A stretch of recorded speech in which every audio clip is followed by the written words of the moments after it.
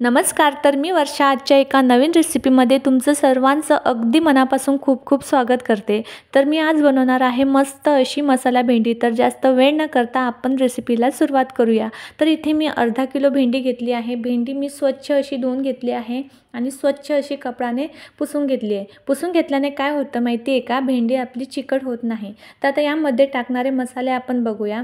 तर मी इथे एका वाटीमध्ये 1 चम्मच मिरची पावडर घेतली आहे. 1 चम्मच यामध्ये मी धना पावडर घेते आहे. अर्धा चम्मच आपल्याला यामध्ये हळद घालायची आहे.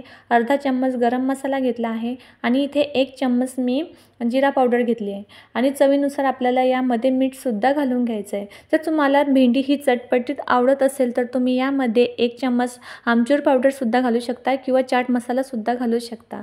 आता हा सगळा मसाला आपल्याला भेंडीमध्ये घालून घ्यायचा आहे आणि थोडंसं तेल टाकून हा सगळा मसाला आपल्याला भेंडीला लावून घ्यायचा आहे. त्यानंतर इथे मी कढई गरम करायला ठेवली. आता आपण फोडणी करून घेऊया. तर फोडणीसाठी मी अंदाजे 2 पळी इथे तेल घातलेलं आहे. तर इथे आपल्याला 1 चम्मच जिरं घालायचं आहे आणि जिरं छान होऊ द्यायचं आहे. इथे जिरं छान झालं तर त्यानंतर आपल्याला इथे 1 वाटी मी कांदा घेतला, म्हणजे मीडियम साईजचा कांदा मी इथे कट करून यामध्ये घातलेला आहे. आता कांदा छान आपल्याला परतून घ्यायचा आहे. कांदा मऊसूत होईपर्यंत परतायचा आहे. आपला इथे कांदा करपू द्यायचा नाही, फक्त मऊ होईल इथपर्यंत आपल्याला त्याला शिजवून घ्यायचा आहे. त्यानंतर इथे मी एक अद्रक, लसूण आणि हिरवी मिरचीची पेस्ट घेतली आहे, ती यामध्ये टाकून घेतली आहे. हिरवी मिरची इथे मी कमीच वापरली आहे, कारण आपण अगोदरच 1 चम्मच मिरची पावडर अगोदरच भेंडीमध्ये घातलेला आहे. त्यानंतर एक छोट्या आकाराचा टोमॅटो मी कट करून घेतला आणि तो सुद्धा मी यामध्ये घातलेला आहे. आता कांदा टोमॅटो आपल्याला छान मऊसूत होईपर्यंत परतून घ्यायचं आहे. त्यानंतर यामध्ये आपण ही भेंडीला सगळा मसाला लावलेला आहे. ही सगळी भेंडी आपल्याला यामध्ये टाकून घ्यायची आहे आणि मस्त अशी मिक्स करून एकजीव करून घ्यायची आहे.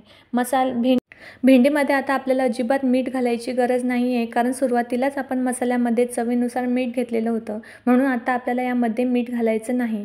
तर यामध्ये एक अर्धी वाटी दाण्यांचं कूट आपल्याला घालून घ्यायचं आहे. इथे मी भाजलेल्या दाण्यांचं कूट घेतलेलं आहे. हे संपूर्ण कूट आपल्याला या भेंडीमध्ये घालून घ्यायचं आहे आणि मस्त असे एकजीव करून पूर्ण असं परतून घ्यायचं आहे.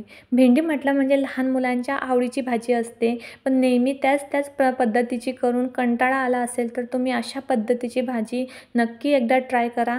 चवीला अप्रतिम आहे. आता इथे मी एक 5 मिनिट झाकण ठेवून भेंडीला छान अशी वाफ आणून घेतली आहे आणि इथे भेंडी आपली मस्त अशी वाफेवर शिजलेली आहे. अजिबात इथे भेंडी आपली चिकट झालेली नाही. ही भेंडी तुम्ही चपातीसोबत, भाकरीसोबत किंवा डाळ भातसोबतसुद्धा ही भेंडी खूप छान लागते. चवीला खरंच खूप भारी वाटते. तुम्ही एकदा नक्की ट्राय करा. तर तुम्हाला ही रेसिपी कशी वाटली मला नक्की एकदा कमेंट्समध्ये सांगा. लाईक, शेअर करा आणि वर्षाच किचन मराठीला जर तुम्ही सबस्क्राईब केलं नसेल तर नक्की सबस्क्राईब करा. तुमचा एक लाईक मला खूप मोटिवेट करतो आज तुमच्यासाठी छान छान रेसिपी घेऊन येण्यासाठी. तर प्लीज लाईक, शेअर आणि सबस्क्राईब. तोपर्यंत बाय. भेटूया अशा छान छान रेसिपीमध्ये. Thanks for watching.